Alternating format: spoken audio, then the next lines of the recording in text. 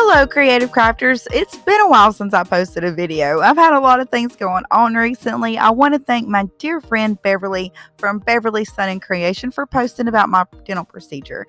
And I also want to thank my good friends at The Niche for sending me this LED light that I'll be using in this project. It worked out perfect. The quality is great, and I'll be using this light more in future videos. And you can find all their information in the description box below. So to start this project, I had some of these long picture frames left over from the fire pit project. I knew I could use them for something, and they came in handy for this one. These came from Dollar Tree.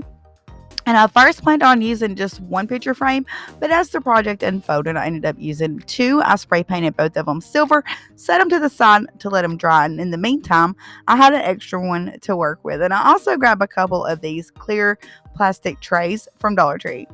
And I'm going to use my little hot knife to trim down the plastic, and I just freehand the cut all the way across. Now these have like a pattern and marking, so you can easily keep a straight line. The trick to making a straight cut is just to score a line and not actually cut all the way through the plastic on your first stroke. Just hold your hot knife and glide it across the smooth side. Now one side of the tray is rough or rugged and the other side is smooth, so be sure you use your hot knife on the smooth side, and the faster you score your line, the easier it is to keep a straight line. So after I made my first cut, then I made a second pass, cutting mostly through the plastic. Sometimes it may not cut all the way through the plastic, and that's okay because it'll be weak enough that you can just apply a little bit of pressure, a little bend, and it'll just snap, making a clean cut. Any wavy parts or uneven parts, you can kind of go back and straighten up. And that's what I did. I went back and kind of smoothed out the edges or any rough places so I have a nice smooth finish. And you can trim the edges out with some gems, which is what I later decided to do.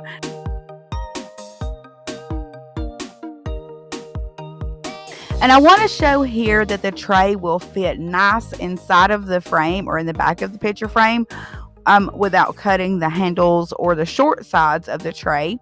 But the short sides, they have like an arch or an oval type shape, and I know it'll fit a lot more secure in the frame if it has a straight edge. So here I just use a ruler to gauge my path for my hot knife, and then I just follow that path and create a straight edge on both sides. So once I had the tray cut size to fit inside of the frame, it still should be a little bit longer than the picture frame itself. So I placed one side of the tray in the back indentation of the picture frame and just slightly bend, and the other side fits on the other side of the frame, and it creates a dome shape. Once the tray fits in the frame the way that I like, then I remove it and set it to the side and decorate the bare frame using adhesive bling wrap from Dollar Tree. I use a single row on the inside indentation on the long ends, but I left enough room for the shade or the tray to fit inside on each side. And then I went around the outside and the rim of the frame with 2 rows, making sure to keep the bling nice and neat and lined up. I also lived up on the edges of the bling where the frame meets in the corner, and I smear in a good bit of hot glue just to add a little bit more security to the frame itself. Next, I glue the tray in the back of the frame with clear adhesive and hot glue. I add a good bit of glue to the inside and outside on each side, securing the tray into place. And I later decided to use a second crystal tray. I just think it looks a lot better. It just makes a really big difference to me, double layered, and that's just an option. But if you wanted use to, then you want to make sure the pattern is offset. So again, I just repeat the same steps as before, cutting the long ends the same way. But to do the short sides, I place a second tray on top to get an idea of where I wanted to cut this one. I didn't want it to overlap over the bling or touch the frame, so I made it a fuzz shorter than the first one on the short sides. And then I glue the two together with clear adhesive. I just use a small drop of clear glue in each corner, and then I tape them together with masking tape so they can dry and bond.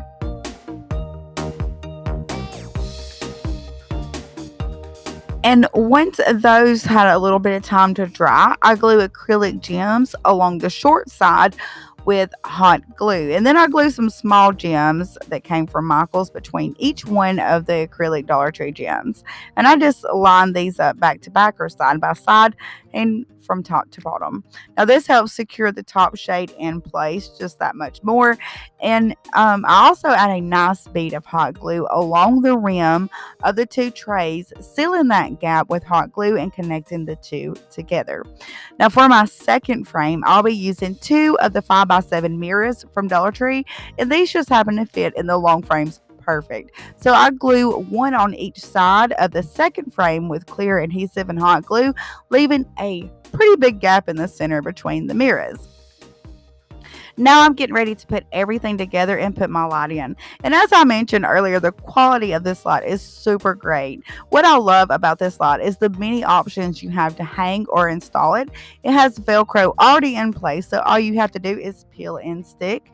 You can use a screw to hang it on your wall, or it's magnetized, so you can hang it on your refrigerator, anything metal. Now, these magnets may not look like much, they're kind of small, but trust me, they are surprisingly strong. They are super strong. It holds 4 AA batteries, so it lasts forever. There's 3 batteries on one side and one where the dimmer switch is. There's 4 LED strips in the front, and my favorite part is you can control the brightness, which is the feature that I love the most. And this light gets surprisingly bright. I was pretty amazed. It makes me think of a small version of my studio light that I used to record these videos because it totally lights up my workspace. It's wireless, easy to use, and I love it. And again, their information is in the description box if you want to check it out. So the way that I'm going to use this light with my project is with the magnets on the back. I have a couple of these stainless steel choppers from Dollar Tree, but something like a lid from one of the Christmas metal containers would work just as good. So I test the magnets to make sure it'll hold in place, and clearly these magnets have absolutely no trouble holding this light. So with these stainless steel choppers, I can use this one of 2 ways. I can put the choppers in sideways, and the light shade will fit over them just fine. But if I turn the metal pieces the other way, the handles stick out too far for the shade to fit over it. So what I have to do is just kind of prop one of the metal choppers on the edge of the frame, which makes this light actually tilt down, and I really like that about it. So it worked out good. Next, I glue the bottom metal chopper to the mirror, and I glue the top one just along the frame or the bling, which later I had to go back and redo this because hot glue alone did not work. So you want to use clear adhesive with your mirrors and a little bit of heavy duct tape on the back. And then I glue the 2 frames together with the 2 glues, and I let that sit overnight. The next day, I glue some acrylic chandelier gems across the front. I take off the top jump ring and I hot glue the gem to the back of the tray. And I continue to do this until I have a full set going all the way around the front. I have 5 gems on each side and 1 in the center. And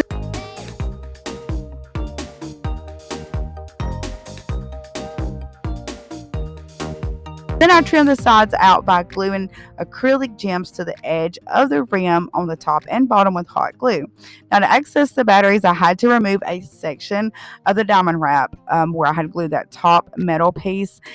After I took out the bling, I actually lined it with a piece of strong Velcro so I can easily access the batteries and just take out the little metal piece itself when that time comes and put it back.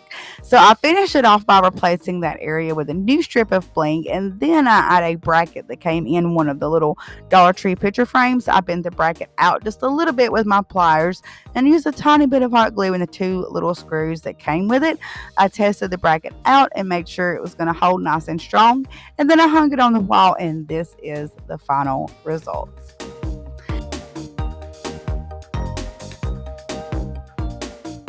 And I thank you once again to The Niche for sponsoring this video and for sending me this nice LED light.